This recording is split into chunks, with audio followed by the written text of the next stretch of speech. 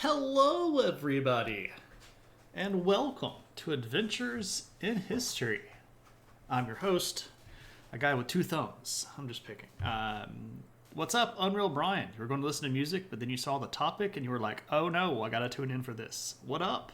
Tuesday night and doing dishes. It's gotta be Adventures in History. What's up, Sean Knight? Good to see you, my friend. Hope you're having a good one. We are. We're digging into some American lore tonight. But it is viewer request stream, and the show is Adventures in History, where we talk about stuff that happened times ago, right? You can shout adventure now if you want to, Tad. What's going on, man? How are you? You can shout adventure whenever the spirit of adventure takes you, or brushes by your leg like a cat, right? Whatever you so desire could be your adventure time, right? But anyway, we talk history and we talk about historical stuff and we try to make it interesting and we talk about things that aren't really on what you might get on what we call the bus tour, which is sort of my fancy schmancy term for Western education, where Europe is the only thing that's important and the only thing in America that's a big deal is the Revolutionary War and the Civil War, and that's all, right? That's not really the way that things work. So we love to find topics that are not talked about a lot and give them some viewing and find an opportunity to try to perhaps learn something along the way, right? So this is a viewer request. This was redeemed by David, one of our longtime viewers and a good friend. So, yep, that's the plan. But I hope everybody is doing well. How are you all? I'm doing okay. Had a fairly productive day. Had to go do some errands.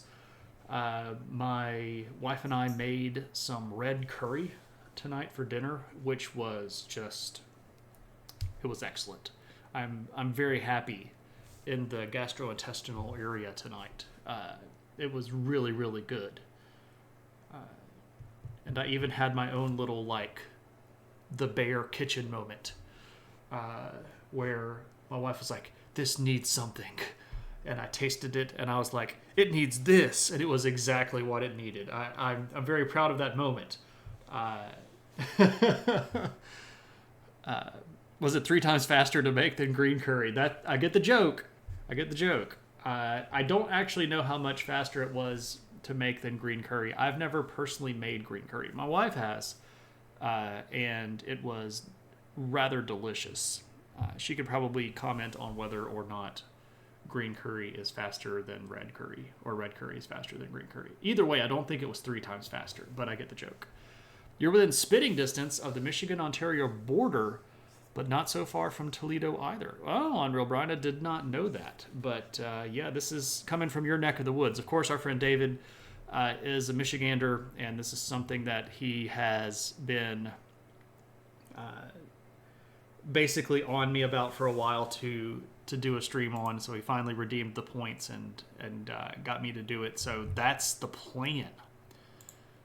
That's the plan. And speaking of David, he made it. Welcome in. Hope dinner was nice. Probably wasn't as good as mine, but I had an exceptionally good dinner. So, you're downtown Detroit, and Michigan is home, so there's always looking with side eye at the southern neighbor. Yeah, well, we're going to tell the story of that. You just had a massive fight with a vine. That's unfortunate. I hope that whatever sharp implement you were using managed to win you the day. Congratulations on defeating the vine.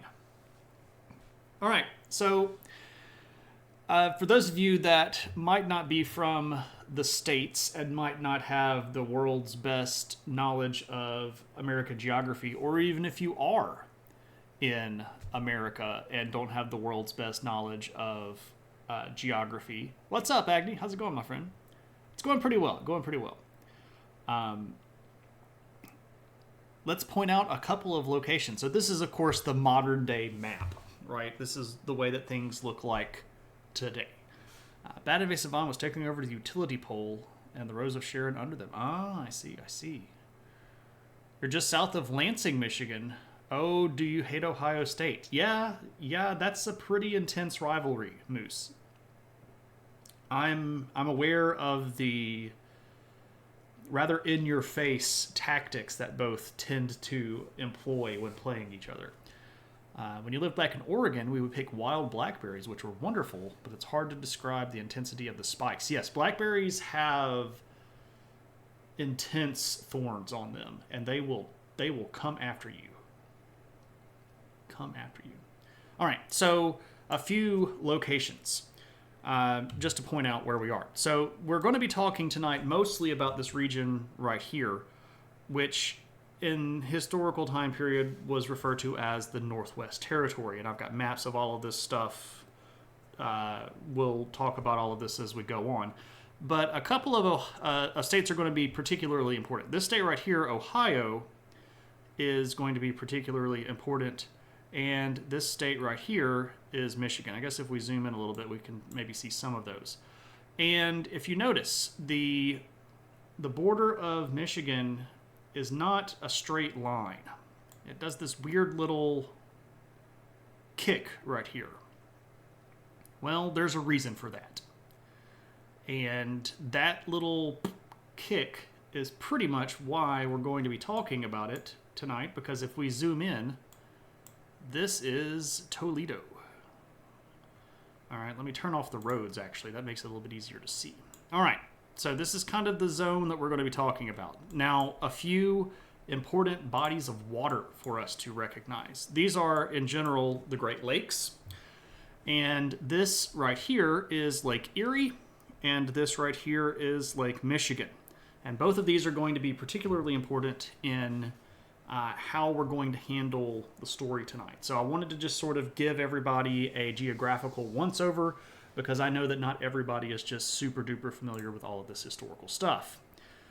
You're wearing your Toledo World Champs for this. Nice. You have a New Yorker who's a friend of geography. Which Chicago or California you're talking to? Yeah, there we go. Exactly. So Ohio is always a battleground state. Yes, and Moose will actually talk about that quite a bit, politically speaking, because that does absolutely come into the play later on during the solution of the conflict. Yeah, indeed. Agni could see his house from there. You're a Spartan, but the one time we team up with Wolverines is when Ohio State is involved. There we go, right?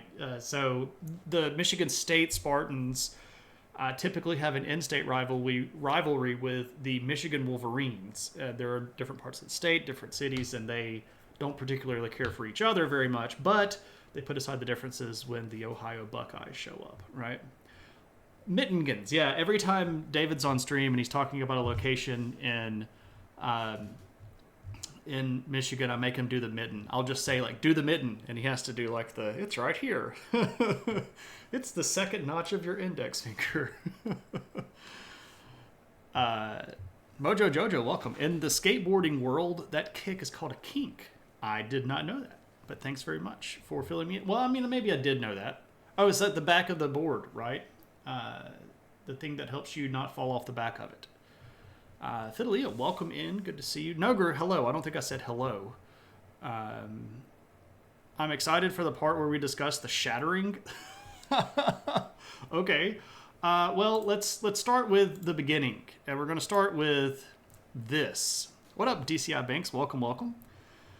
It was funny. We could tell the out-of-state students because we do the mitten, and they were like, what the heck? And we invite them to a hand of euchre ride.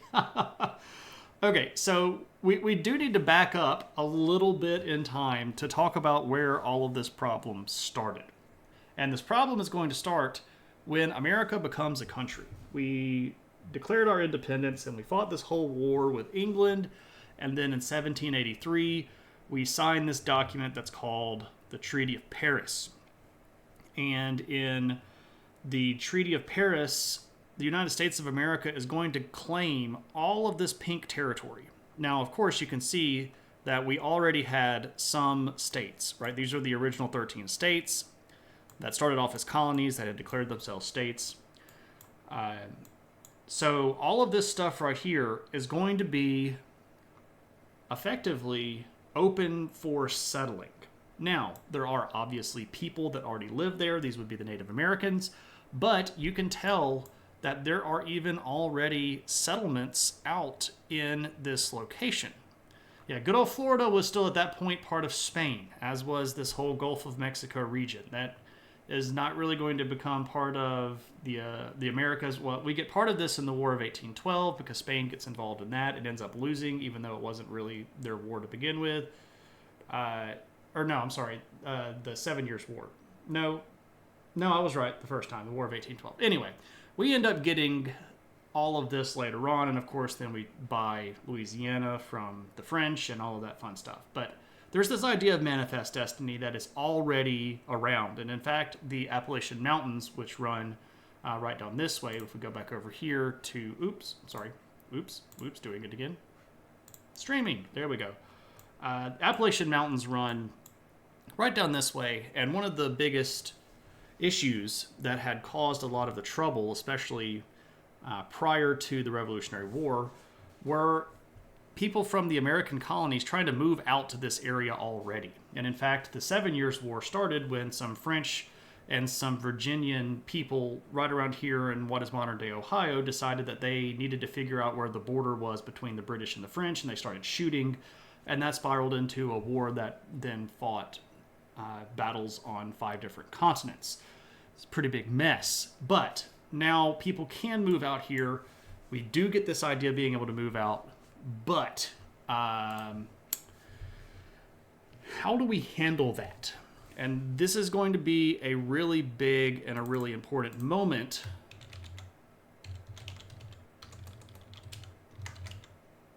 There's that H. It was supposed to be there. The government passes something called the Northwest Ordinance, and this is in 1787. So 4 years after we signed the Treaty of Paris, we in Congress passed this thing called the Northwest Ordinance. Now, this is important for many, many reasons. Most notably, what it's going to do is create something called the Northwest Territory, which looks like this. Now, all of these gray borders, of course, are modern. The Northwest Territory was just this clump of land that was north of the Ohio River and east of the Mississippi River. So here's the big Mississippi River, here's the Ohio River. So anything between Canada and the Ohio and the border between Pennsylvania and the Mississippi was considered part of the Northwest Territory. Now, why did the government set that territory aside? What was the purpose of it, and what was the idea behind it? Well, they knew that people were moving out there, and specifically America was experiencing quite a bit of immigration, and the federal government felt the need to figure out a way to make sure that there was law in the territories, because this might seem weird to us when we think about in our heads the Wild Wild West, and we sort of think of Red Dead Redemption in Arizona and Texas and things like that. But the Wild Wild West used to be placed like the Northwest, because there were no organized cities, there were no territorial boundaries, there were no governments. Everything was sort of just do what you got to do, and there was a lot of chaos out there. And when people were moving out into this area, it starts causing trouble with who owns this land, who's supposed to, keep people from doing what. People would commit crimes and then run out into this region because it was just a great way to get lost. Nobody would know where you were. Nobody could track you down. Let's not forget Jackson, being from Nashville, Tennessee, was considered being from the frontier. Right. Well, we're not to Jackson yet, so stop. Might makes right lawlessness. Exactly. We're shooting each other. We're stabbing each other. We're doing whatever we want to. And it's kind of chaotic. So we need to establish territory, and we need to establish law. So when you pass the Northwest Ordinance, one of the things that this does is organize all of this into the Northwest Territory. And this sets up the concept of territorial government. This is different than state government. And there are some key differences, but for the moment we can just gloss over that. It's a little bit easier to get by with stuff in territorial government. Things are also a little bit less organized in territorial government. But they're going to make quite a few provisions specifically with how to buy and sell land in this area.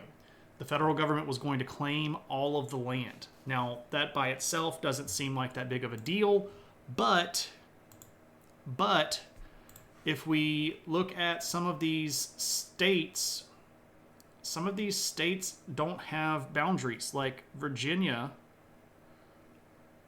doesn't have a boundary. And now the reason for this goes way back to when the colonies were part of the British territory, and they were given boundaries that would extend infinitely. And one of the big players was Massachusetts. Massachusetts actually tried to claim territory that extended permanently out into this direction. Anyway, it's a big mess. So the states end up having to agree to cede control of claims in that territory to the federal government. Right? Land was fairly cheap back then. Yeah, it could have been maybe Detroit, Massachusetts. So the government's going to get to control this from a centralized location. There's going to be a territorial government that's going to be appointed by the federal government, and they're going to handle a lot of the stuff on the ground. This is also going to guarantee the freedom of navigation. Now, there are, in this region, a lot of very important waterways. There's, again, the Ohio River, there's the Maumee River, there's the Mississippi River.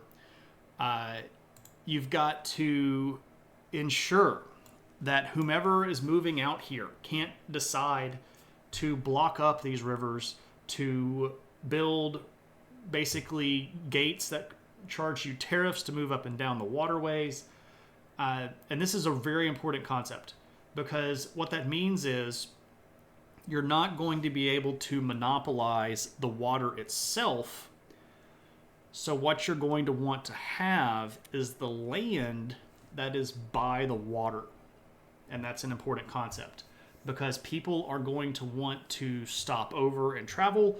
And just like you want to have, road front or street front property today, because you're going to get a lot more, traffic that way, you want to have waterfront property. And this is a big, big deal, right? This is such an awkward question. You have no idea if it makes sense, but when did humans start buying and selling land? A long, long time ago. You can go back to Sumeria and make an argument that people would buy and sell land by bribing temple guards. In ancient Sumeria, the temple had a lot of control over who got chosen to farm what territory. And if you gave a lot to the temple, you would get a lot of control out of that. Now, that's not directly buying the land. It's more like bribing the rights. But everybody knows that the function is designed for that to be your land, right? And it's not an awkward question at all, Frank. That's a great question. A toll's a toll and a roll's a roll. If we don't get no tolls, you don't get no rolls. That's right. There was a point where it was Detroit, New France. Indeed. Could a person who farmed the territory shift their right to that land to somebody else without the temple say so? No. So they didn't have unilateral control over it, and that's important. Usually the temple had control over that and got to decide whether or not it passed from father to son. So if you're talking about specific property rights, you're going to have to start looking at stuff like the late medieval period, where the kings are going to have to start giving land rights away to families because the crown is broke. So I sell you, or I lease to you in perpetuity a certain tract of land for a certain amount of money because I'm broke and can't pay my bills. That's probably the closest you're going to get. We could make some arguments about some Roman stuff being involved there, and but this is definitely a Western idea. I don't think that if you go out to the east, you're going to see a lot of direct land ownership. Most of the land rights that are going to be in places like China or Japan or Korea are going to be based on imperial donatives, where the emperor is going to give your family the right to control a certain amount of land, but that might not be permanent. If you don't sit with what the emperor wants, the emperor might take that away from your descendants. So it's not quite the same as buying it there either. This is a fairly modern concept where you purchase the rights to own land irrevocably. And that's actually a really interesting question, and I just talked a lot about it. And the final question is, I don't know when the first idea of like the fully modern developed concept of when we buy and sell land would be. I could make an educated guess and ramble around about it for another 10-15 minutes, but probably should leave that for another stream perhaps, because we've got quite a bit to get through just with tonight's stuff. But we get to buy land in the Northwest Ordinance. We're going to guarantee the freedom of navigation. And a really important addition to the Northwest Ordinance is a process for new states to apply for membership in the United States of America. Now, inside of the territory, Congress thought there should be at least 3 states, but no more than 5 states. So they put limits in this Northwest Territory. There will be at least 3 states, but there won't be more than 5. To apply, there are certain things that have to happen. First off, the state has to have stated boundaries. It can't just be this random area. It has to have a delineated and surveyed boundary. This is really important. It has to have a document that explains their governance. So they basically have to write a constitution that says, here's how we're going to run our state. It has to have at least 60,000 inhabitants. And specifically here, there's an interesting requirement. Now, this is going to get us back into a little bit of geography, but there is a requirement for one of the boundaries between these 2 states to be roughly a line that would bisect Lake Michigan and Lake Erie. So a line that runs maybe here or here or here. But it would need to go through both of the lakes.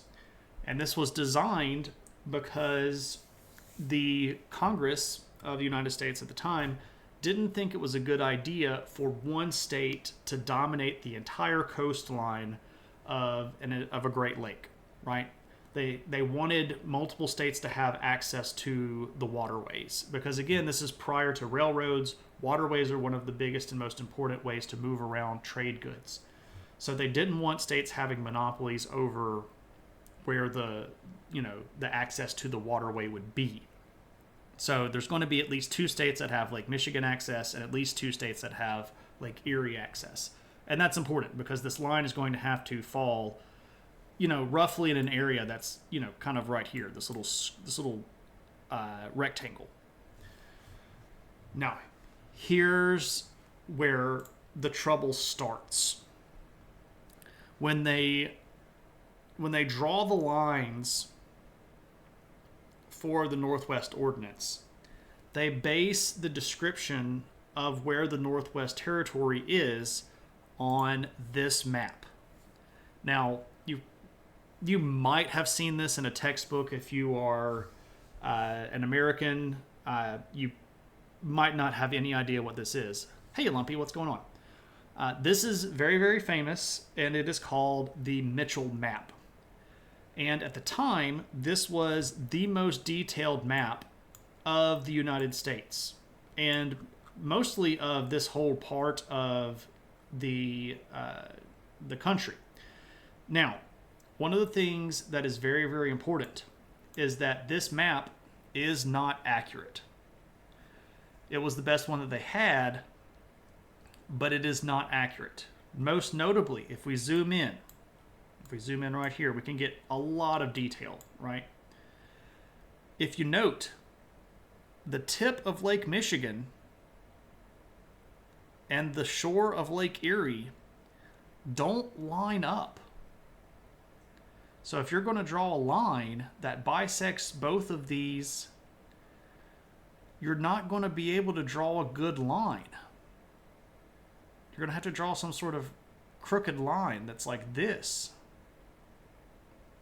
It looks like a lobster claw instead of a mitten. It does kind of look different, right? They should have just downloaded the one from Google Maps. Exactly. You can download that to your phone now. But this river is actually important. The Miamis River, or what will go on to be called the Maumee River today. This comes from the Native American term Miami. This is actually where Miami comes from. If you know anything about Miami University, there's one in Florida, but there's also one that's in Ohio, right? The Brits are great at drawing. Well, you know. Anyway, what we're looking at here is a fundamental issue, right? Where the map doesn't actually make what the requirements are possible. And for any line to bisect the shores of Lake Michigan, it would have to go way further north. And that's going to be really, really important. Because this map, the Mitchell map, is going to be the basis of decisions that get made for about the next 40 years. Had the French not... No, they did not have better maps of this. This particular map was the best one that was available at the time. And again, you can still see some of these lines, of statehood, like this North Carolina that runs all the way out here, or this South Carolina that runs all the way out here, right? But you'll notice that these up here don't, because this had been designated Northwest Territory. Anyway, you get what I'm saying. This problem right here with the lakes is a big old problem. Yeah, Tennessee at this point didn't exist. It would have been roughly right here, but there's a reason why the modern day boundaries of Tennessee look kind of like this, and that the difference between North Carolina and Tennessee is a line that's drawn between these boundaries that's kind of diagonal, because that's where Tennessee came from in the first place. That little strip right there. Anyway, so now that we've got everything sort of set, now we can get into kind of some of the messy parts of it. Ohio. Ohio becomes the first state to apply for statehood under the Northwest Ordinance. They do this in the year 1803. They were designated territory by themselves in 1800. This is going to split Ohio off from the rest of the Northwest Territory. But here's where the problems begin. When Ohio draws its boundaries, it uses the Mitchell map, because that's one Congress had used, right? If Congress used it, surely it's good enough for us. So according to where the Mitchell map says the boundaries are, that's where they say the boundaries are. But again, that's not where the boundaries really, really are. Here's the problem, though. This particular map that they draw out gives them basically all of Lake Erie's coastline, which would include the Toledo area. Now, what's really interesting is that in the application for statehood, there's even this little note, and I kind of dug this up. There's even a little note in the application for statehood that says, we've heard some stories, some rumors, some reports, people are talking about it, that says that the boundary of Lake Michigan is actually further south than we say it is, but we haven't confirmed that, so we're just going to go with what the boundaries are based on what Congress said. And they submit this to Congress, and Congress is like, yep, looks good, state. So Congress approves their boundaries. this is the problem, because Lake Michigan is actually further south than the Mitchell map shows it to be. But Congress approved the boundaries that Ohio submitted, and they disregarded the little rider of, but it might not be right, because why not? Ohio, new state, welcome it. Now, what this does is it puts the area that is modern-day Toledo in Ohio. But again, why Toledo specifically? Why is this even a deal? Well, there had been a French trading post at this area as far back as about 1680. So there were already people moving towards this area. Well, space is part of it, absolutely. You want territory, sure, right? How far above the ground does the statehood confer rights to? Oh, you mean like airspace? I don't actually know the answer to that question. Lots? So Toledo, again, is located right over here.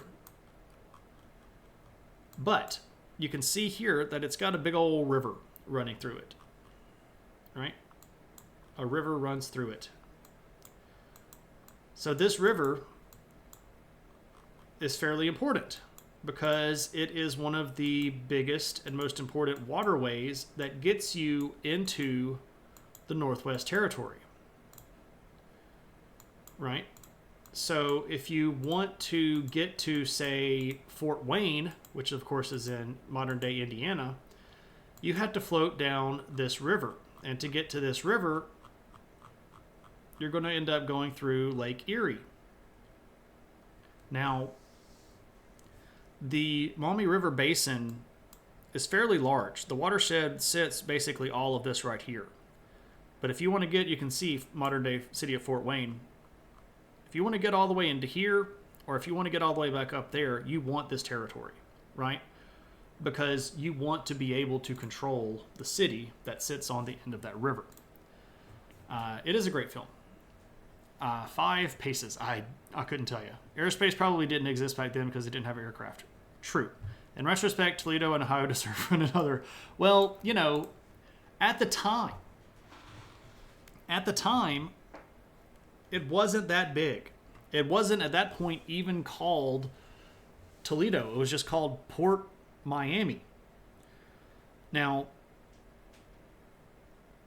for a long time, for about a decade and a half, nobody really cares too much about this stuff. But when we get to the early 1820s, stuff starts changing. Specifically, canals and lock systems. The Erie Canal is going to connect all of the Great Lakes. And what that means is now you have an even more navigable waterway.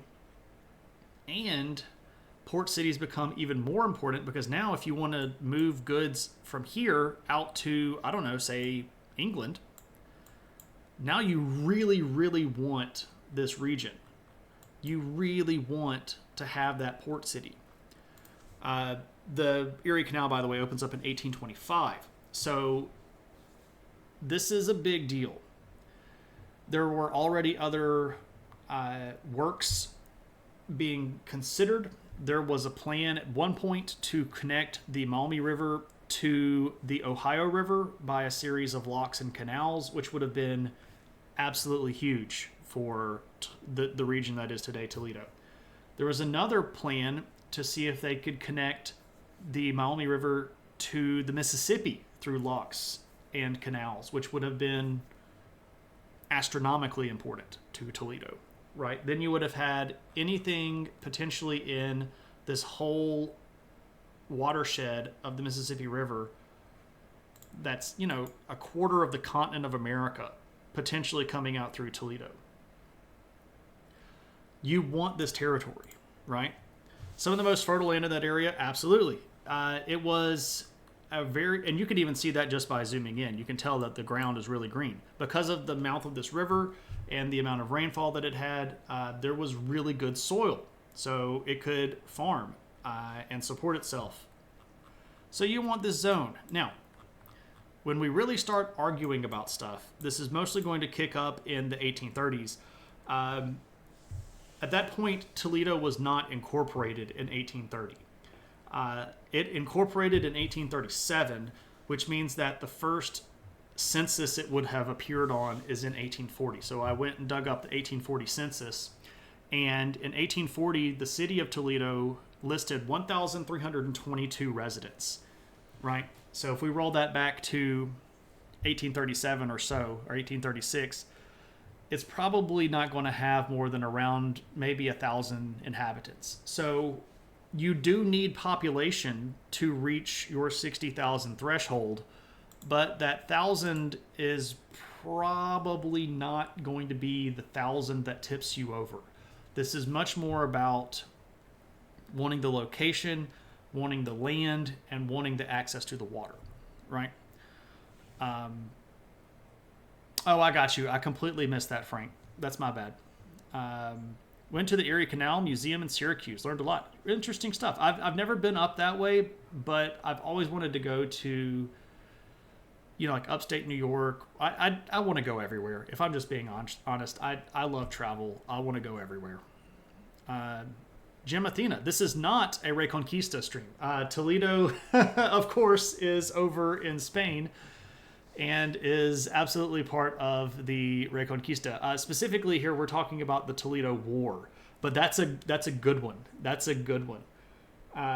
If you come back around in a few weeks on Thursday nights when we are doing history in chronological order, we will get to some of the early Reconquista movements, especially with the Kingdom of Leon against the little leftover parts of the Emirate of Cordoba. That's going to start happening. We talked about that a little bit last time we were talking about Spain, but we'll talk about that a little bit more. El Cid is a pretty cool guy, but not the same Toledo. But it's a good one. It's a good pun. I like it. You'll fit in here. Also, welcome in. Please feel free to participate at whatever level you feel comfortable. We're all goofy here and have a good time.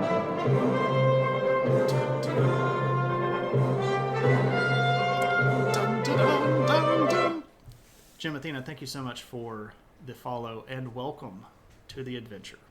Hope you're having a good one. All right, so we've set the stage. Things are moving around. 1805. Michigan gets territory status specifically for itself because there are people moving out there. People are really interested in maybe turning this into a state.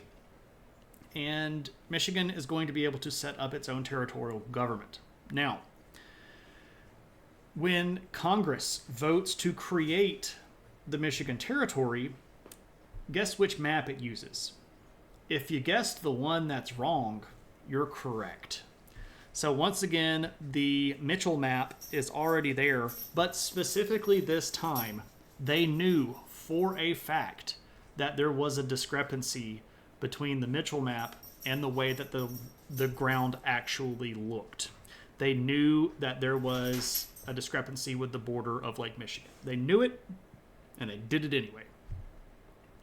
Now, when we have a Michigan territorial government, this is going to give them a lot more voice, right? You're excited for that stream, and we learn when the G self helped shape Spanish history. MG win.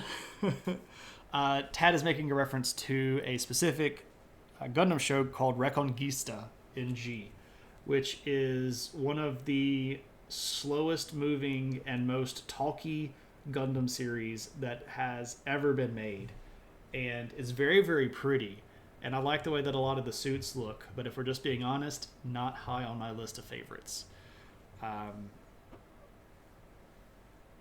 It's not horrible, but it's also not so great. To your canal comment, Michigan began to build its Michigan began to build one beginning in Mount Clemens, and it's still there today, to Lake Michigan. There we go.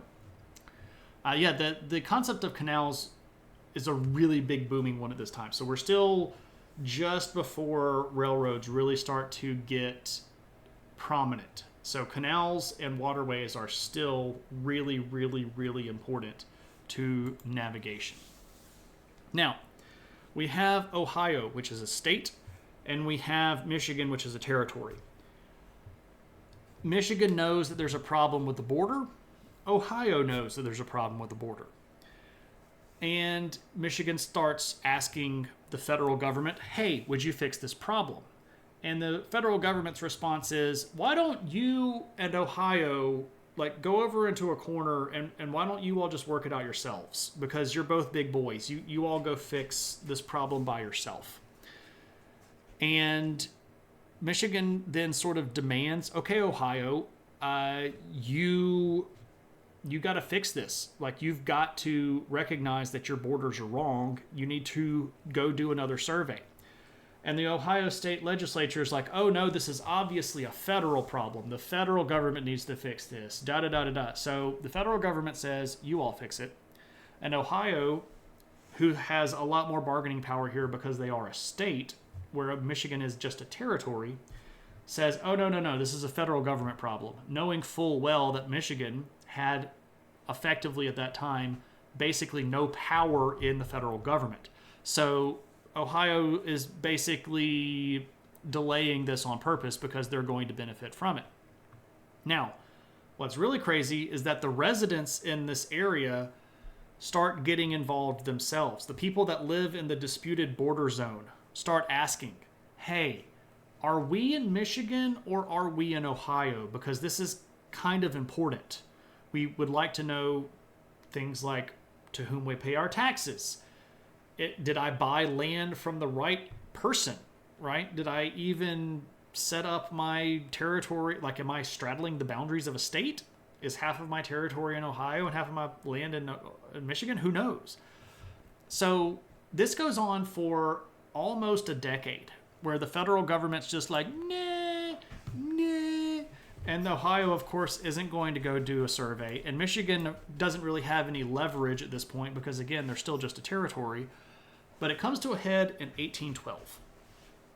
In 1812, the government says, you know what? Okay, fine. We'll send out a survey team. So Congress in Washington passes a resolution to send out a new survey team to figure out where the boundary actually is. And then America gets involved in the war with England. And of course, this is the War of 1812. So as you might expect, the survey team never actually makes it out there. The government says, yes, we'll survey it. But first, we've got to fight the British again. And it's kind of hard to fight the British when Washington's getting burned, right? I do regret all of the life choices that led me to live in Ohio. Question, do I regret all of the life choices that led me to live in Ohio? Well, the question there that they might be asking is, should I regret the life choices that potentially put me in Ohio? Because they didn't even know if they were definitely in Ohio or not. They might be in Michigan. Who knows? We don't know where the border is, right? Now, of course, Ohio can always fall back on, well, Congress approved our border. And it put this territory in our state. And then Michigan's response is but the map is wrong.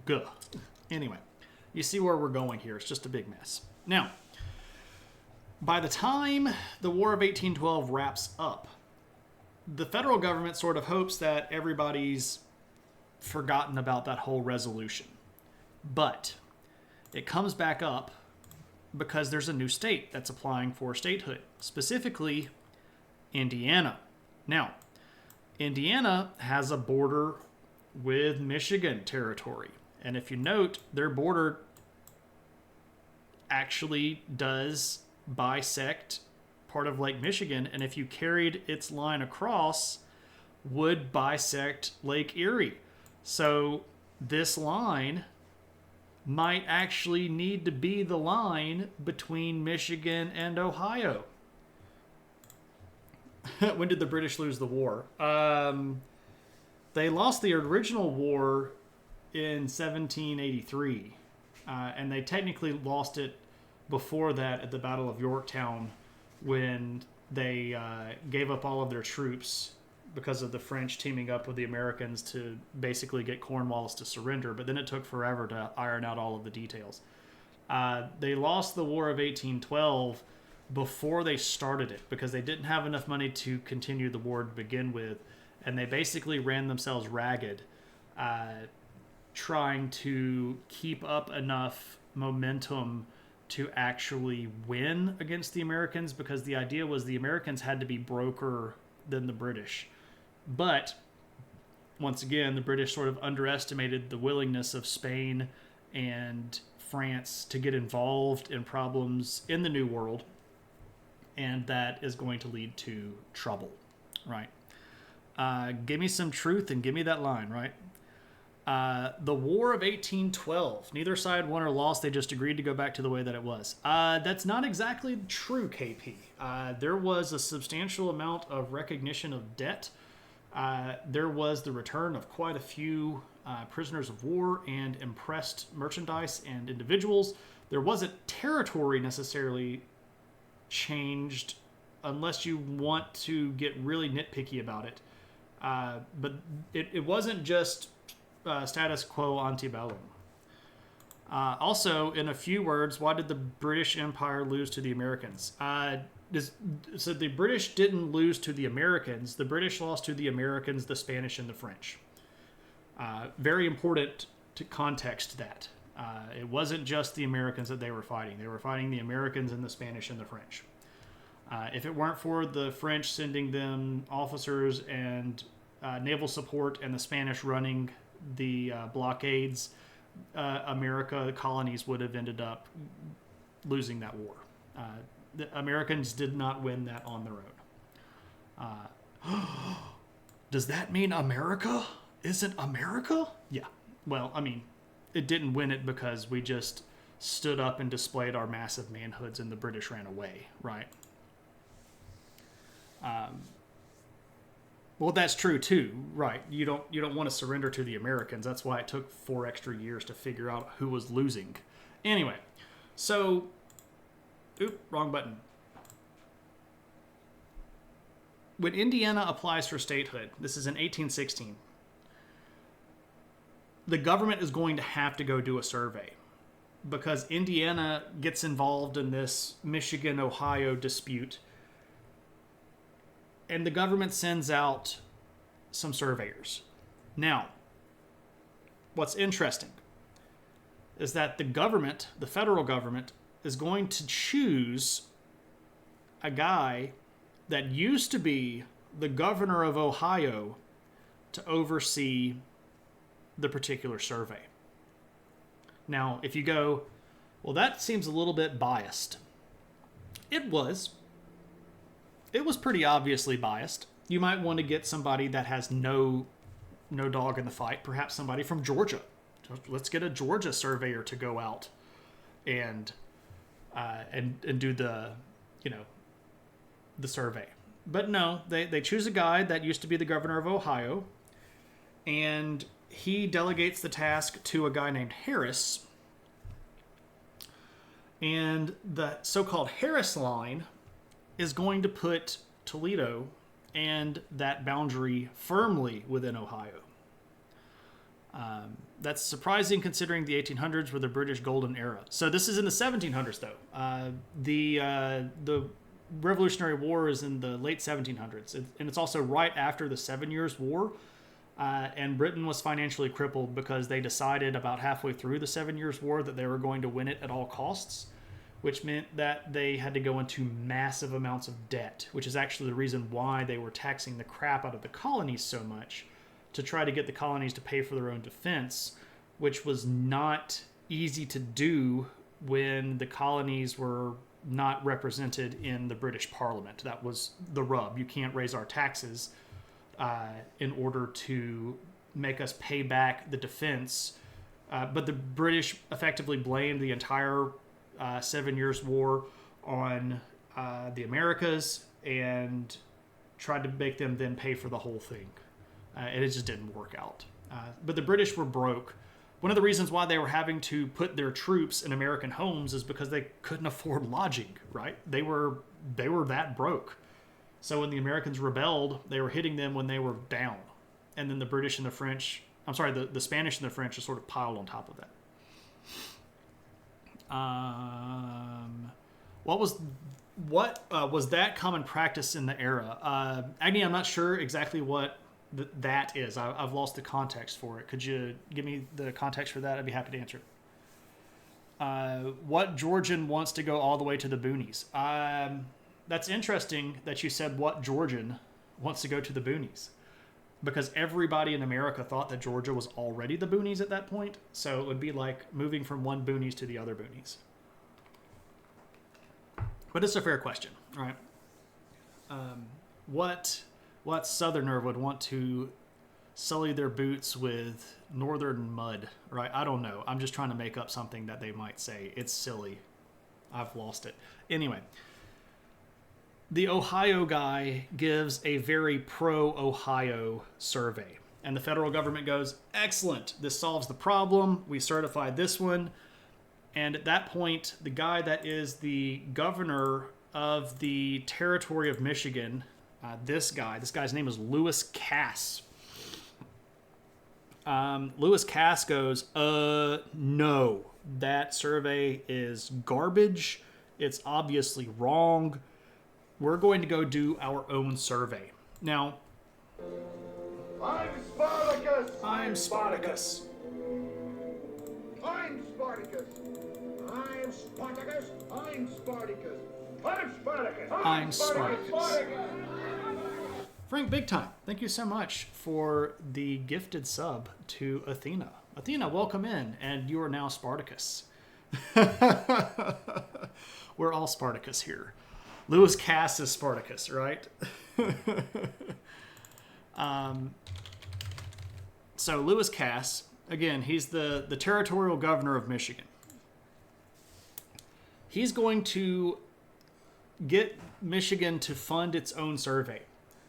So they send out their surveyors, and guess what? The Michigan survey puts Toledo in Michigan. Here's the thing, though. Did both sides assume at this point that Michigan was right? Well, Michigan is definitely going to assume that their survey was correct.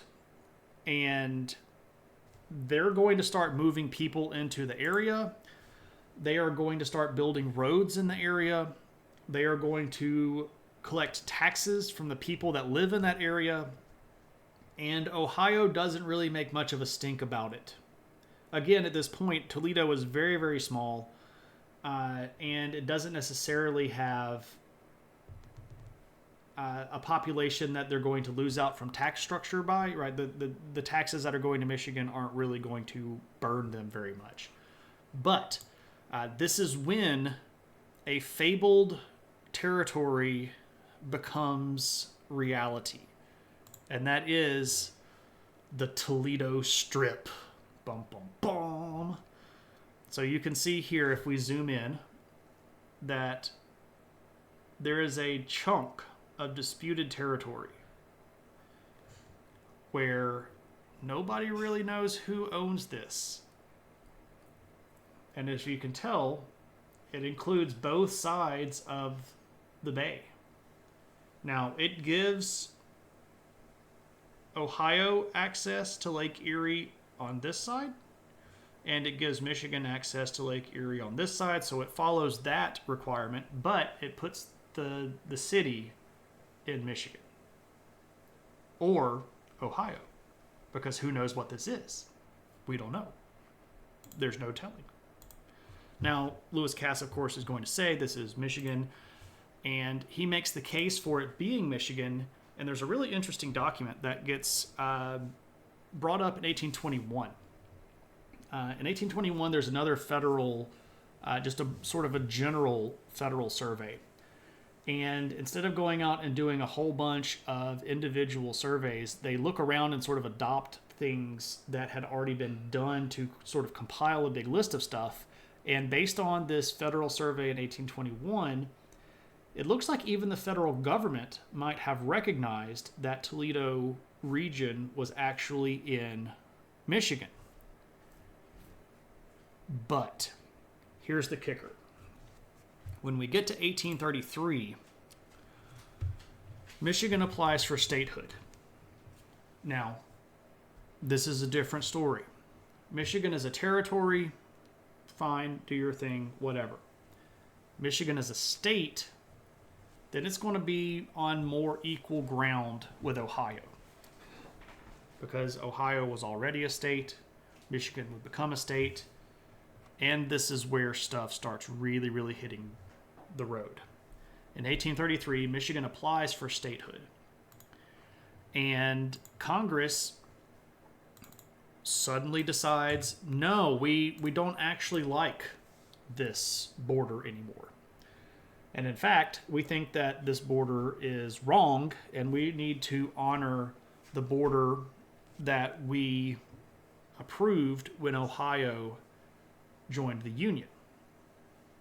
Now, you might wonder why there was a sudden change of heart.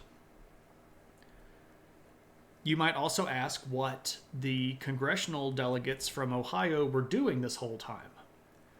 And if you guessed, the senators and representatives from Ohio were running around telling everybody not to adopt Michigan as a state, you would be absolutely correct. There was active lobbying on the part of the Ohio congressional delegation to keep Michigan from even becoming a state if they claimed Toledo, because that was in Ohio. Now, this is a problem, because now we've got one state preventing the existence of another state. It's pretty obvious that Toledo should have been in Michigan, right?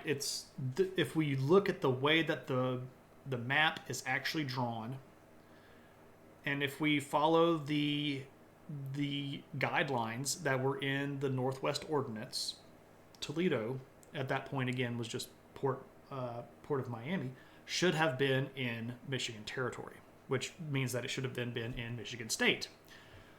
And there was plenty of congressional support to do that, but there wasn't enough to get over the hump, right? There wasn't that magical critical mass that would have passed an application for statehood.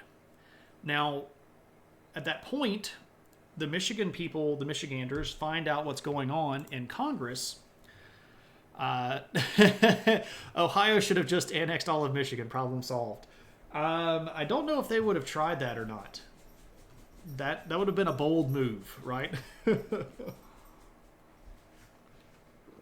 So Michigan starts trying to go up the chain, and they decide to appeal directly to the president, who at the time is our boy Andrew Jackson.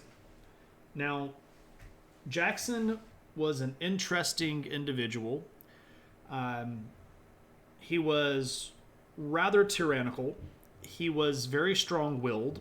He absolutely wanted everything run because he said so, the way that he said so. And this is where stuff starts getting a little bit squirrely, because Jackson had won the presidency in large part because of votes from frontier states like Ohio. Because Jackson was from Tennessee, he was considered a frontiersman, and Ohio, being a state of the frontier, had a lot of kindred spirit with Jackson. So Jackson was a little bit reticent to tick off Ohio, and he decided, you know what, we'll just let Congress sort this out. I don't need to weigh in on this. That's outside of my jurisdiction. As a president, I don't get to decide these things, right? That's not in my decision pool. Michigan actually did try to go to the Supreme Court with this, and the Supreme Court said, oh, no. The Supreme Court doesn't have jurisdiction over state boundaries. That's Congress. It says so in the Constitution, so we're going to get out of this. Whether or not it said so in the Constitution is up for debate. Anyway, Michigan's non-congressional options are effectively nil. But Michigan was even more frontier, right? Michigan didn't have the population that Ohio did. Plus, Michigan wasn't going to get to vote in the upcoming election, most likely, unless they really got on the horse about getting approved. And if Jackson could push them out a couple of years, he could get reelected again and then let somebody else deal with it, right? In 2023, the Supreme Court would probably have given the land to Exxon or something. Or a church. Maybe, who knows? Now, what is Michigan to do? Well, in comes a young guy. A guy named Stevens Mason. And yes, his first name is actually Stevens, not Steven. He's this guy. You go, that dude looks like he's barely out of high school. And you would be correct. Who is this guy and why is he important to the story? Well, here's his background. He was actually born in Virginia. His father was in sort of government positions pretty much his whole life.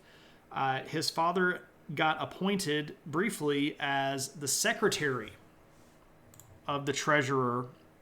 The secretary to the territory of Michigan. So you have the territorial governor, then you have the secretary that sort of keeps all of the stuff going. Now, his dad had become rather ill and wasn't able to fulfill the duties, but the governor, the territorial governor, recognized that this kid was pretty smart. And at 19, this guy becomes the secretary of the territory of Michigan. Now, at this point, at 19, he couldn't even vote, right? At that point, the voting age was 21 in America.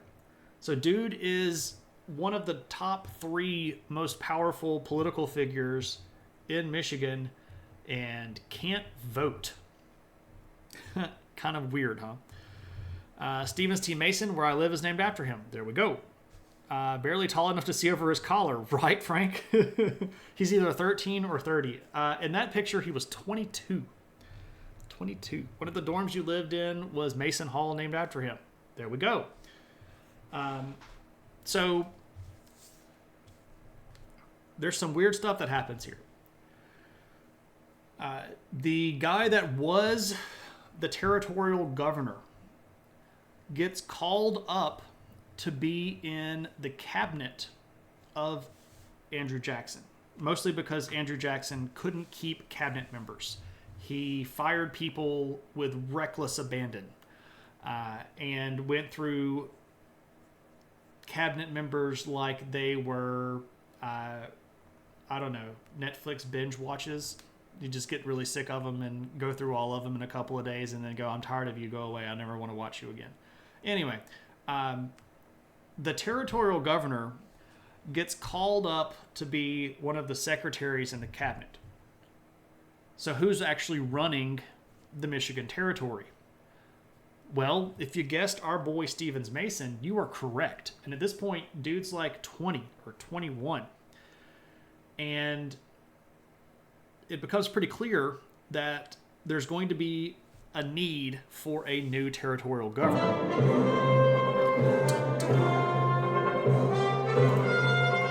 Dun, dun, dun, dun, dun. Danny John, 1818. Thank you so much for that follow.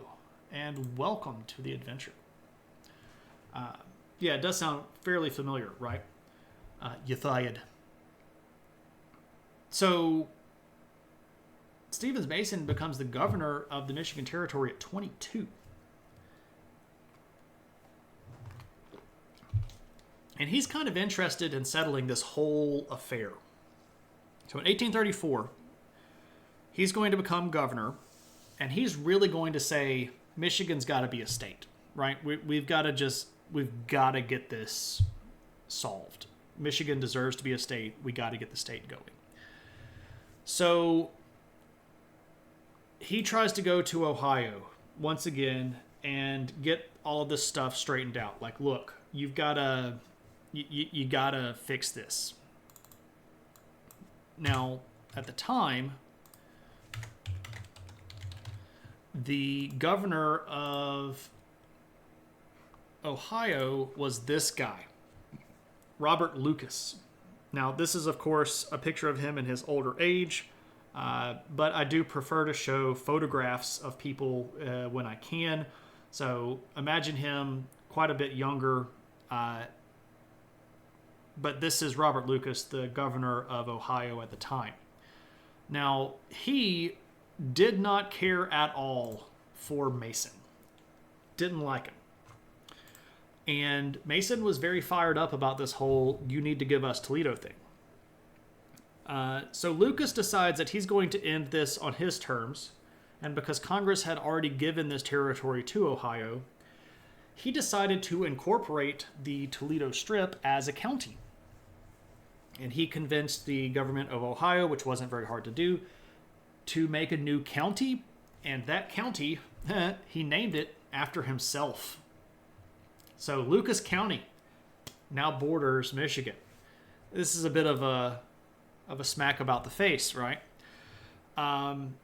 So Mason decides that he's going to retort, and he goes to the Michigan territorial government and says, okay, we're going to pass some laws of our own. And specifically, we're going to pass a whole bunch of laws that decide who gets to enact law in this area.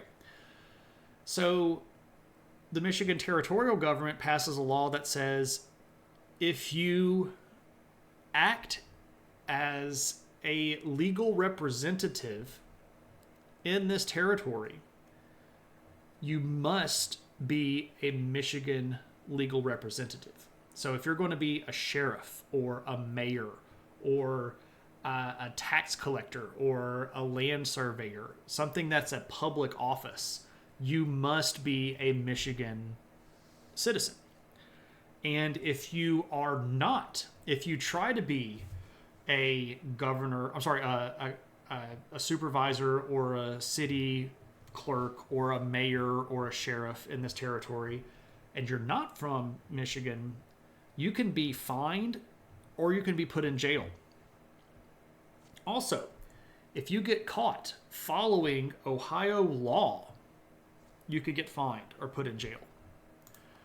And that didn't sit very well with the Ohioans, because they had literally just said, no, this is a county of Ohio and we're going to set up our government. And Michigan goes, anybody trying to set that government up is going to go to jail in Michigan. And words were exchanged.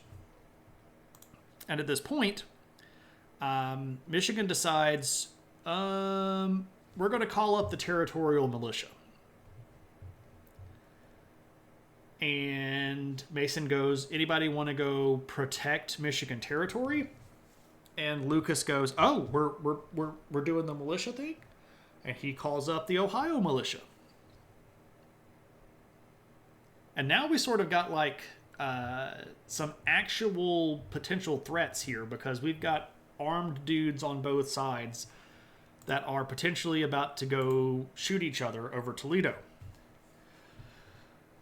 So Lucas says, we're going to pass a resolution to make ourselves a little war chest. We're going to set aside $300,000 to prosecute a war to protect Ohio territory.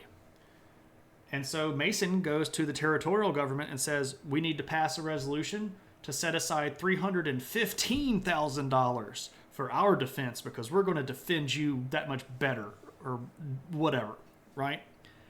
And at this point, there are literal armies. Now, they're small, right? There are about 1,000 people from the Michigan territory and about 600 people from the Ohio state militias that are mustering. But it's like actual about to go to pew-pews, right? We're about to start shooting people. Yeah, so in an alternative timeline where Toledo could have been something, right? Imagine if they were alive today realizing Toledo wasn't worth fighting over. Well, Tommy, at the time, it was a different scenario, right? Also, hey, Tommy, good to see you. Oh, yeah, that's a really, really big budget. We have to do that magic of inflation thing. I don't actually know how much that would expand to, but somebody can go to the magical calculator and say, what's $315,000 in 1834 money, or 1835 money. It would have probably been in the millions. I would bet it's probably like $3 or $4 million or something. It might be way more than that even. I don't even know. I'm bad at doing the math extrapolation stuff in my head. So at this point, Michigan decides, all right, we're going to go get Toledo. And Mason himself leads about 1,000 troops into Toledo and sort of sets up shop. And Lucas's troops from Ohio are going to move up just to the south and make a big camp. And at this point, our oh my gosh, 1.3 million. Yeah, so that's, it's not an insubstantial amount of money. Andrew Jackson decides to step in. He goes, okay, look, we can't actually have Americans shooting at Americans over Toledo. We've got to solve this problem. And so 1.2 billion, my bad, billion with a B. Yeah, I read that wrong too. That's a lot of money. That's a whole lot of money. Gotta love math, right? Anyway, it's more money than I'll ever have in my life. How about that? And we could just probably cut it off at that. Of course, the 300,000 might be reaching, right? Anyway, teacher salary, right? Andrew Jackson sends arbiters. We're going to have ourselves some arbitration. We're going to call both sides together. We're going to make them shake hands and play nice and come away with a decision that both can agree with. But also, Ohio wins. And that's sort of the subtext of the entire conversation. Go fix this and make sure Ohio wins. So the arbiters show up and they work out a deal. And they present this deal to Lucas and Mason, and Lucas goes, okay, cool, that works, because it gave Ohio Toledo. And Mason's like, no, this doesn't work at all. And then the arbiters go, okay, good, I'm glad that you agree that this is the deal. We're going to go now because the president has said we're in charge. This is the deal. Thanks very much. Please leave Toledo.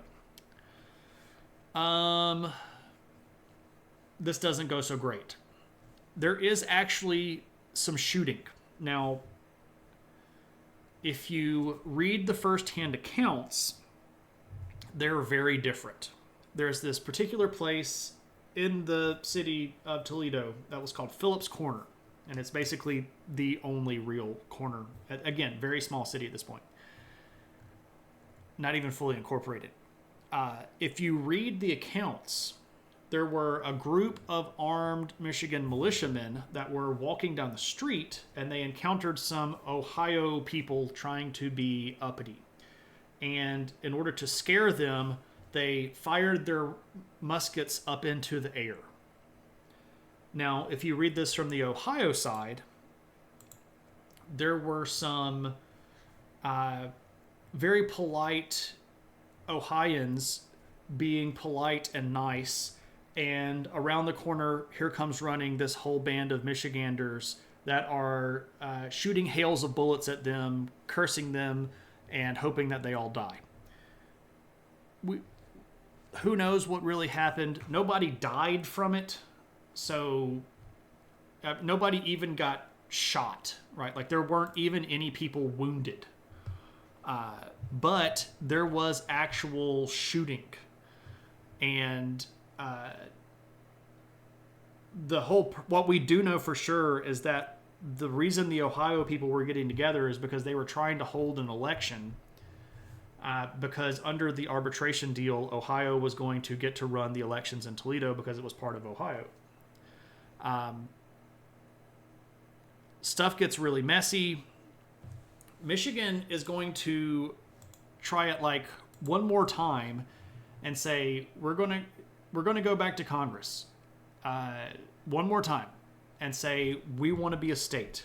And Congress goes, well, at this point, we can't have you be a state because there is an armed conflict in this border zone. And we can't in good faith apply you to statehood until this border crisis with armed insurgents is settled. So when the border crisis is settled, we will reconsider your statehood application, which is basically a big middle finger that says, when you accept the terms of the arbitration, we'll let you in. At this point, Mason doesn't back down. He goes, okay, we are literally going to go remove all of the Ohio officials. And it's at this point that the only casualty of the war happens.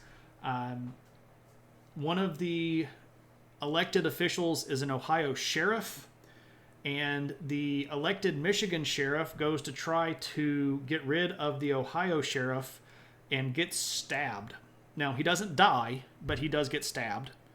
And that is the only casualty of the entire Toledo War.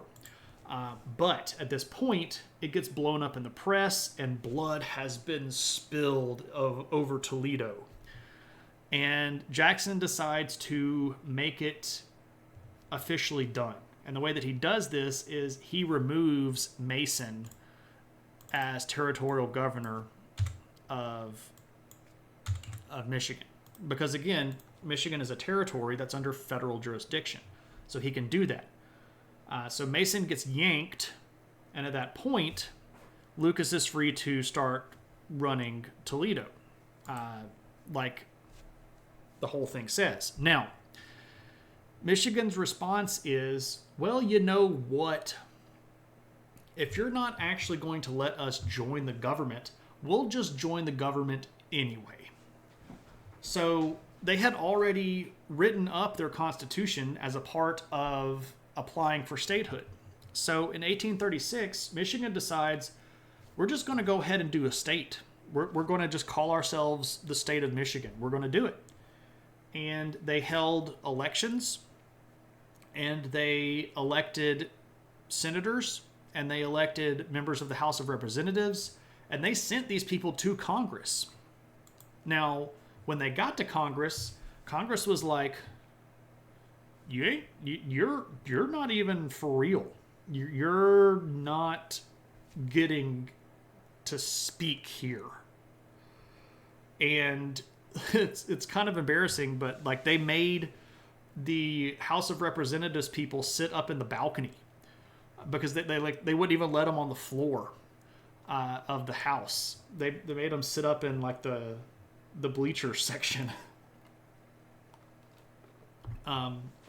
Because they weren't a state. They were just trying to call everybody's bluff.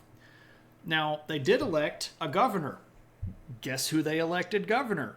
If you guessed they elected Mason governor, you are correct. Stevens Mason becomes the first governor of Michigan. And guess what his big push is? We should be a state. Now, this is going to come to a head in 1836. Basically, what's going to happen is that Andrew Jackson is going to get directly involved. It does sort of sound a little high school drama-y, right? Jackson decides to get directly involved, and he basically tells Michigan, you are not getting Toledo, period. Now you go, well, that sounds kind of crappy, because if you look at the map, it should be part of Michigan. Not letting them be a state sounds suspiciously like taxation without representation. Well, see, they had a territorial government, and they could collect territorial taxes, But those taxes were to be used within the territory. They weren't, at that point, part of the larger federal tax structure. So they did have taxation and representation. It was just territorial representation. But that's a good thought to like loophole. Yeah, I'm with you. Now, there did happen to be some of that Northwest territory still kind of unclaimed and out there. And this region is referred to as the Upper Peninsula. Now, if you see, Michigan had already claimed part of this. And this was in the boundaries that Michigan had proposed. But this pink area right here was not part of the original application for statehood. It was part of the Wisconsin territory. And at that point, Jackson goes, look, we will let you all claim this territory as part of your state as an exchange for being told that you will not get Toledo. Now, this was not the preferred solution, but Mason and the Michiganders were wise enough to understand that they had lost the conflict, and they agreed to take the Upper Peninsula in what they called an exchange for giving up their claim on Toledo. If we're being really honest, at that point, their claim had already been invalidated. But to save a little bit of face, you got to say, okay, we're going to give up this stuff, and we're not going to claim this stuff anymore. We didn't get that part of it because that particular part of it is somewhat in dispute. But if we look at the map, we can see now that Michigan, spinny. Michigan has all of this.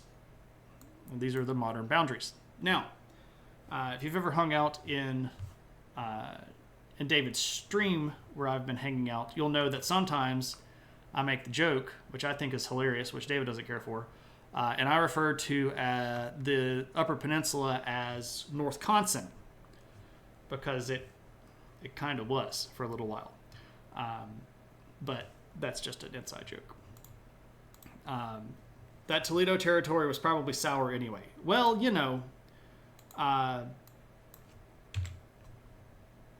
it's where it is. So Toledo now in Ohio, the border is not a straight line, it's a curved line, and Toledo gets to be in the state of Ohio, mostly because Ohio was already a state and lobbied the crap out of Congress, and Jackson wanted to get reelected. That's sort of the long and the short of the story. But what can we get out of this?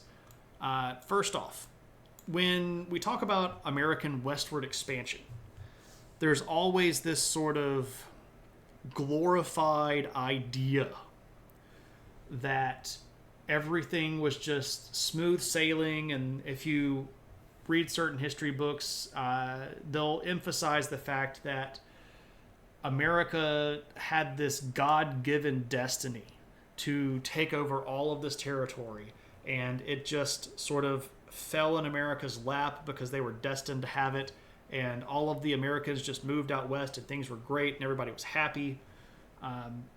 This is a prime example of how that wasn't actually the case.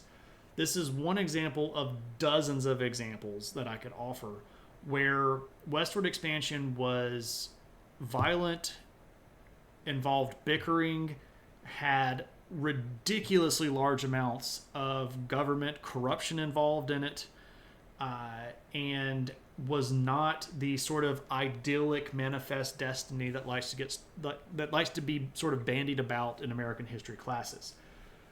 The Toledo War ultimately didn't result in a big battle or lots of people dying, but what it did show was the power that existing states had over Western territories.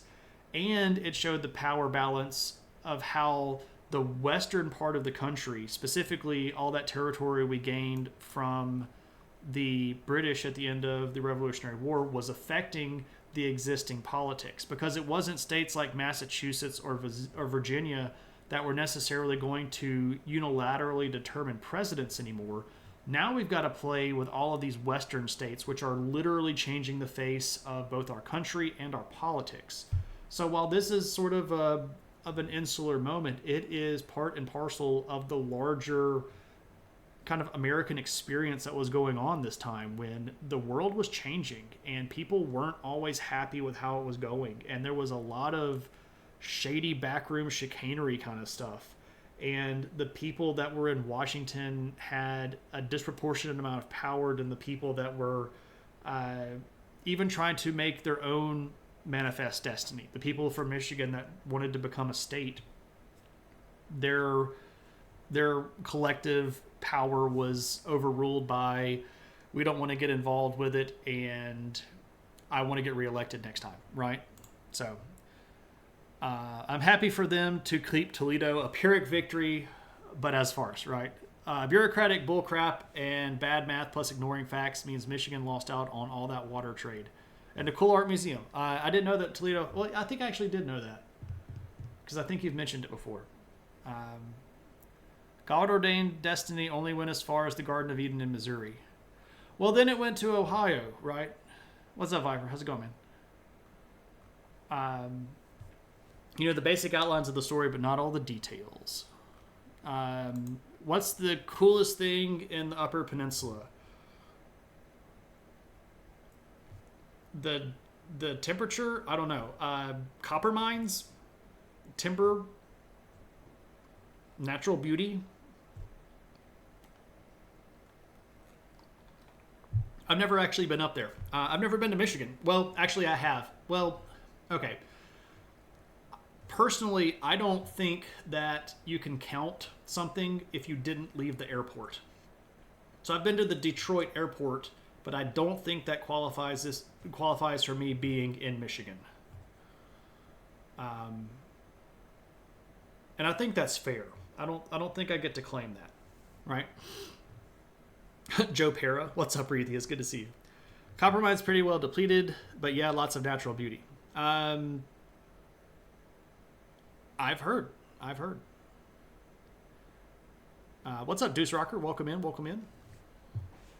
I've known a couple of people who went to Michigan Tech and liked it. I'm not even familiar with what city Michigan Tech is in. I would have guessed, one of the cities in the Upper Peninsula, but I would be hard-pressed to name a city in the Upper Peninsula. Michigan has Kirtland's warblers. Oh, man. Warblers are so hard to identify. Either they move around or they're up at the top of a tree, and you end up with what my wife and I call warbler neck, where you're like this, trying to see the warbler, right?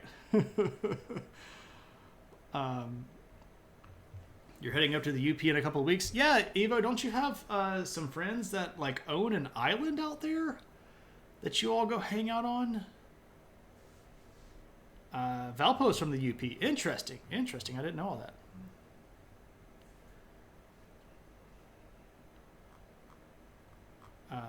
Oh yeah, warbler neck is real.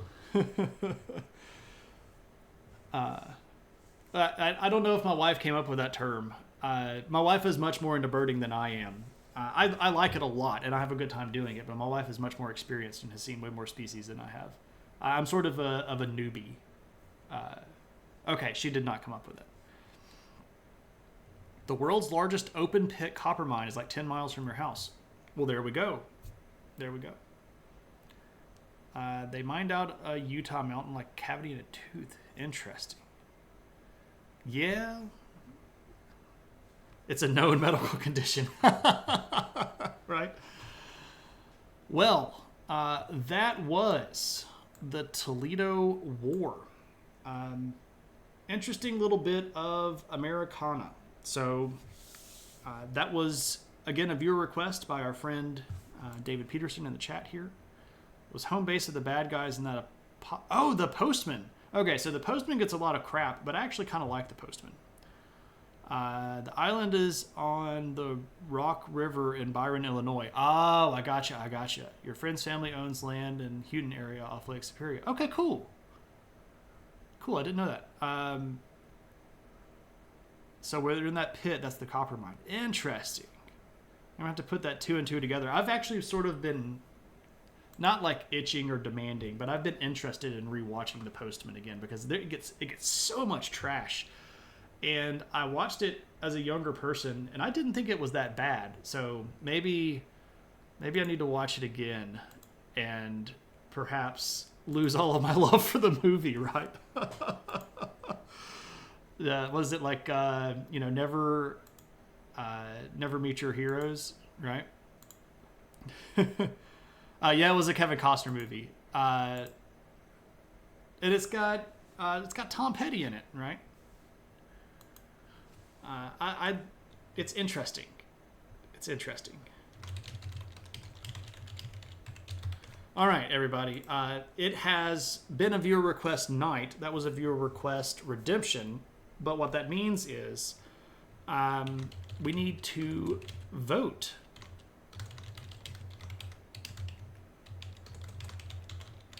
On what our next viewer request stream shall be. So again, we're going to carry over the second place winner from last one, which was the Dutch East India Corporation. But what we need from you all, our lovely viewers, are 3 other options of things that you are interested in talking about. So throw them in the chat and we'll just take whichever first 3 pop up that are legitimate and, fall within the parameters of we could actually make a stream out of this, right? So go for it. You don't have to be a follower. You don't have to be a subscriber. Just stuff that you would like. Okay, Basil 2.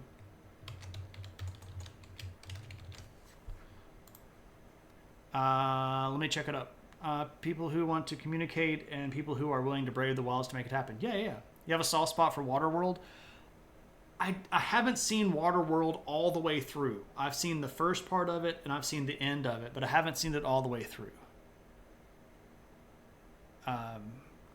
You said there would be something of a good viewer request during a stream 2 weeks ago. Oh man, there have been so many things lately. I mentioned Armenia and the Druze and the Fatimids in Egypt.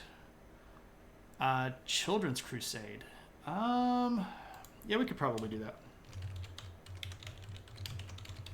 With Peter the Hermit and get all those kids killed. Lego.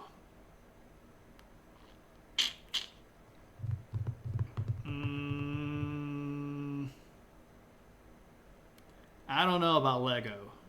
First off, it's very, very recent.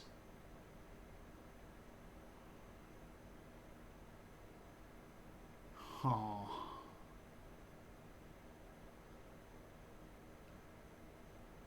Cave, let me do some research, and then if you have the points, I'll let you buy Lego. I don't know if there's enough information out there that I could do a whole stream on the history of Lego. It might just be like, hey, Dutch people decided to build stuff with plastic, and here we have Lego. I just don't know if that would be enough. All right, Napoleon. All right, so there's our 4. Yeah, the East India Company is already on there. It was number 2 last time. So we carried the number 2 over, and then we get 3 more. So here's what's about to happen. We are going to start a poll. So above you in the chat, you can hit the little down arrow, and you can see a poll. And everybody gets to vote. You do not have to be a follower. You do not have to be a subscriber. You don't even have to be somebody that's ever chatted in the chat before. If you are in the room, you get to vote. So go forth and vote and make your voice heard.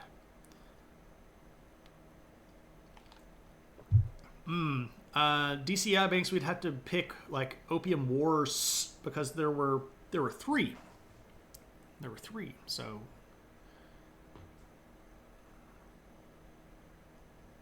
So, Cave, you go from like one one very niche topic to another one. I'd actually like to study the Sinagua. I don't know enough about them to know if I could get a whole stream out of them.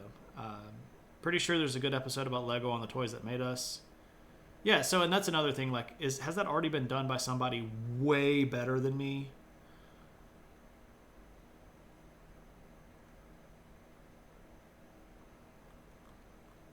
Retheus, my question is, if you already know so much about Basil, what am I going to teach you about Basil?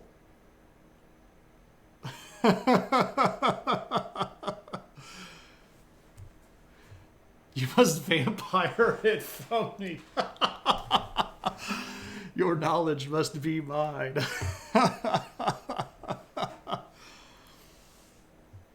That's great. That's great. Oh yeah, I mean that's true too. People just find stuff that they love and they want other people to love it, and that's fair. That's absolutely fair. We've done a few streams like that, and I wasn't trying to like. That was mostly just me goofing around. I wasn't trying to hurt anybody. Yeah, so we've got a lot of people that haven't voted. 6, 7, 8, 9, 10, 11, 12, 13. We've got 10 people in the chat that have not voted, and you get to. So you get to, like you, the person that hasn't voted, one of the 10 people that hasn't voted, you get to vote. Go do that.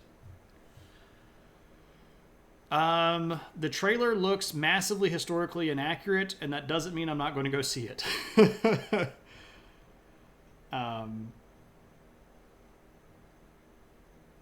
Well, it's not done yet. Everybody can go vote now. Yes, you actually have to click the button that says vote.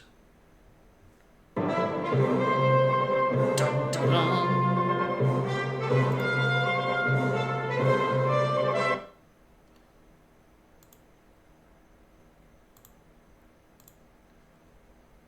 Looks like Dutch East India Corporation is going to win it if people don't vote quickly. And Dutch East India Corporation has won the day. Deuce Rocker, thank you so much for that follow. Welcome to the adventure, and I hope that you're doing well. Hope that the world is treating you nicely today. We have a better voting participation rate here than we do for the leader of our country. Hey, that's fine. That's fine. Hey, what's up with that husk?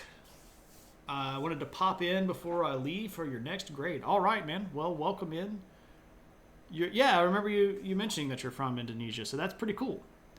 Well, again, Retheus, if you hang around and you get 10,000 points, you can buy yourself a stream for Basil Bulgarantus.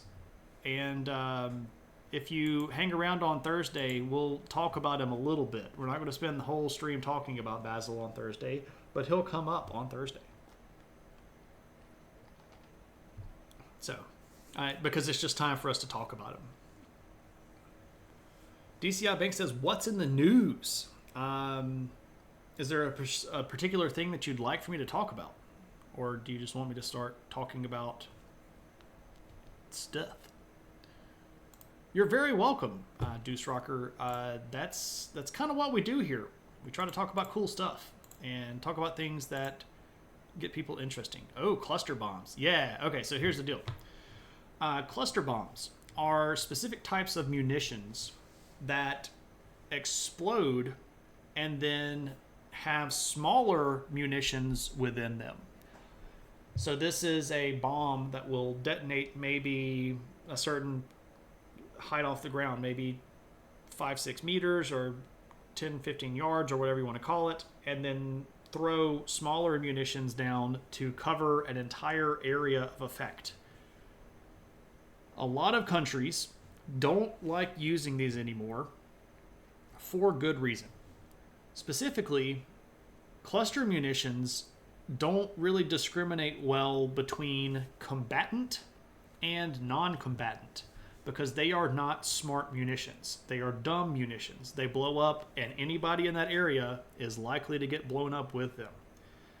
For that reason, many countries have either banned or signed pledges to not use these cluster munitions. But earlier this week, it became clear. Yeah, it's kind of like a giant shotgun blast if the additional little things that the shotgun shot out then subsequently exploded.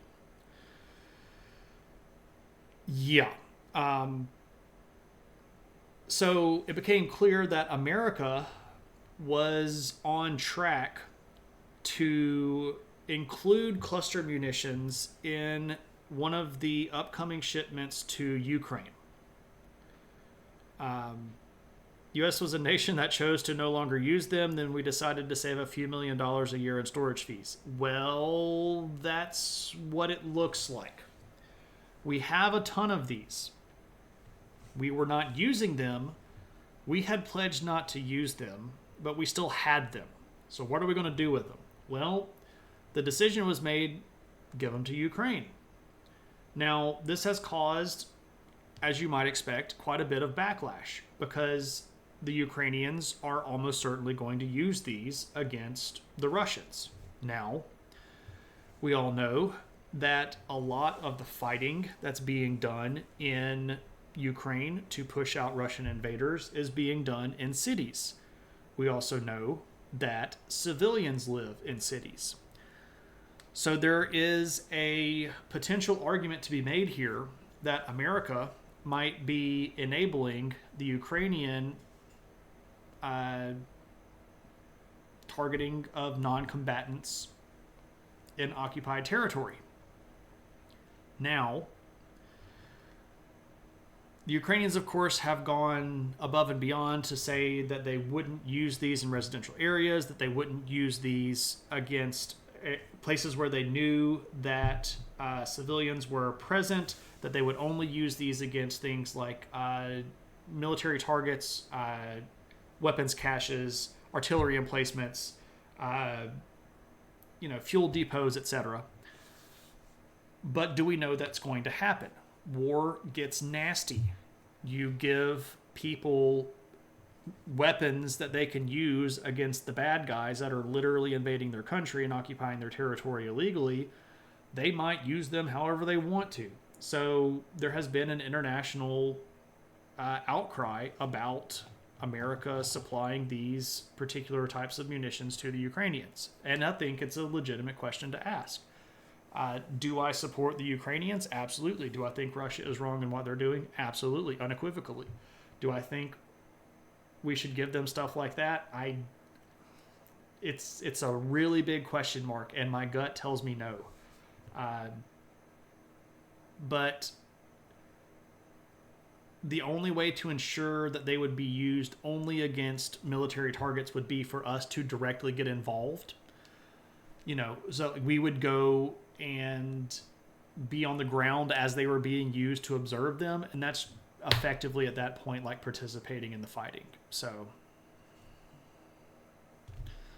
crazy stuff. Watched another historian react to it, and to him the highlight of the trailer was when Josephine said, "You're nothing without me." That's not he was something before her, though. I don't know that there's been much to say, but you've been sobered by the floods in Vermont. Yeah. The Northeast in America right now is getting wrecked by the results of climate change. Fun fact about Indonesia and colonialism, we have an estimated 10,000 loanwords in our language from the Dutch. Interesting. I did not know that Indonesian was so heavily influenced by that. Huh. I knew that it had influence from Indian languages, especially like Sanskrit, but I mean, it makes sense, but I wouldn't have guessed it would have been that high. Isolate trick, cluster bombs are programmed to explode above the ground. Yeah, exactly. U.S. wasn't yet to get rid of that. We're not using them, wink, wink, pretty much. They also have traditionally had terrible non-exploded ordnance rates, which is bad for friendly troops. Yeah, exactly. Because so what Kyle is talking about here is when the bomb fails to detonate above the ground and then lands, it's still a live bomb. And that means that any kid that runs up to it and throws a rock at it might then trigger it and kill civilians unintentionally because the bomb didn't explode. Great point, Kyle. In the news, Indonesia has recently seized an Iranian oil ship for violating international law. They've been charged with illegal transshipment and waste dumping in our territorial waters. No. That's not. I mean, that's what happened. Husk, we're totally cool here about talking about stuff, even if it is controversial. As long as everybody is staying legitimate, we're staying open-minded. We're going to have the conversation. It's okay. I hope that everybody here is cool enough and chill enough that we aren't going to get into an argument about something like that. We could just talk about the facts. Don't worry about controversial stuff like that at all. Has Iran responded? I'm a little bit behind on that scenario, so I don't know. But Husk might know. You heard that Ukraine wanted to take them apart because the munitions inside are good at armor piercing and therefore good for drone deployment. DCI Banks, I had not heard that, but that is an interesting angle.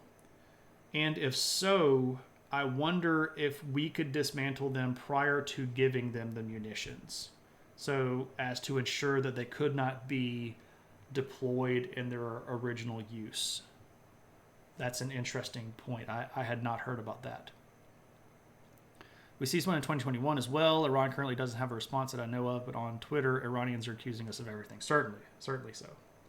Cluster munitions when you absolutely positively have to kill everybody in the room. Yes, exactly.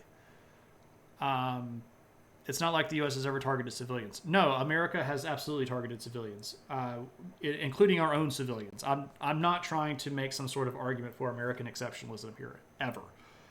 America's done horrible things. Our leaders have done things that deserve to be tried as war crimes.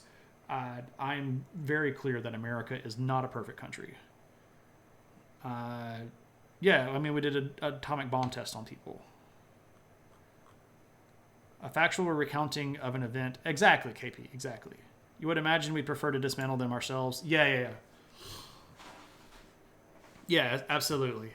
I don't know if the Ukrainians would have the industrial capacity at this point to shift off making them. I think the vast majority of their metal deposits and their mineral deposits that would go into stuff like explosives are going into artillery shell and ammunition. They need ammo really, really, really badly, and I'm pretty sure that they're trying to crank that out literally as fast as they possibly can. But I mean, the possibility does exist of retro engineering, but I don't know if they would have the. I don't know if they'd have the space in the production capacity schedule right now to try to worry about that. I would bet that they would probably want to make, like 5,000 rounds of ammunition than one cluster bomb. I would bet at this point that's probably where they are. I mean, it's a valid point. I'm just trying to clarify my statement or my stance on it. They tried to evade getting seized by trying to cross into Malaysian waters, and Malaysia did a hot pursuit on them, sent a team to capture the boat, and was handed to the Indonesians. Oh, wow. That's kind of crazy. All right, Husk. Take it easy. Have a good one. Thanks for coming in. There aren't tests until there are. There's only ever been one test, and it wasn't even a real test. I don't know how many of you all were around on episode 100, but I actually did give a test, and it was just goofy, and we were talking about stuff. So it was pretty fun, though. Well, all right, everybody. I think since we have... since we've done our topic and we have selected our next channel or a next viewer request stream, and we have talked about what's in the news, I think it's time for us to go and do a raid. So let's see where we're going to go, who we might drop in on. We should try to raid somebody new, and we can keep talking if there are any other questions. I think I'm going to go browse, and we're going to go try to find somebody and just like raw dog a raid real quick. Let's see who's streaming under the history tab, if anybody is, other than me. I know that I am. Oh yeah, you're very welcome, Unreal Brian. As again, this was brought up by our friend David Peterson as a viewer request.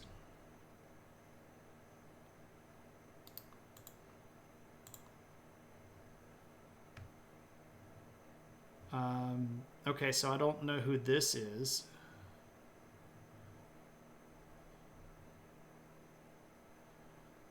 But they're doing YouTube reactions, which is not really my thing.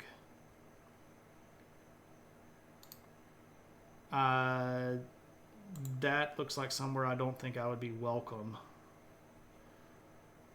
Let's see who's streaming under news.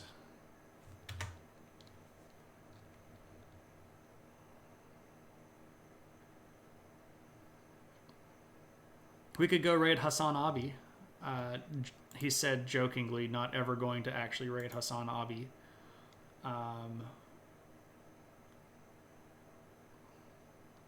Texas News Studio. That sounds fun.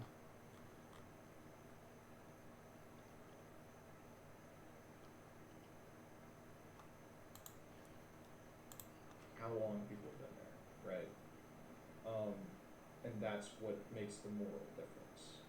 And I just don't know. I think that's... Yeah, it gets dicey. I think it's That's among the other. Okay, we're gonna go raid a stream here. I've never raided this person before. I have no idea what we're getting into, but we're about to make their night because they only have one viewer and we're about to bring 23 on top of them. This is Liberty and Cyrus, and they are streaming under the headings Politics, Philosophy, Debate, and News. And all of these things seem like something that our group would be involved in. So we're gonna go drop some eyeballs on these folks. Our battle cry, as always, when we do our raid, is adventure. And if you have any of those lovely emotes, you can throw those in the chat. Yeah, this could go great. Well, this is the beauty of the Raw Dog raid. We're just going to go try to make some new friends and bring some eyeballs to some people that might be super interesting. They might not. I don't know. Hang around, give them some love, yell adventure, throw emotes, and we'll... well, yeah, Husk, we're about to go do a raid.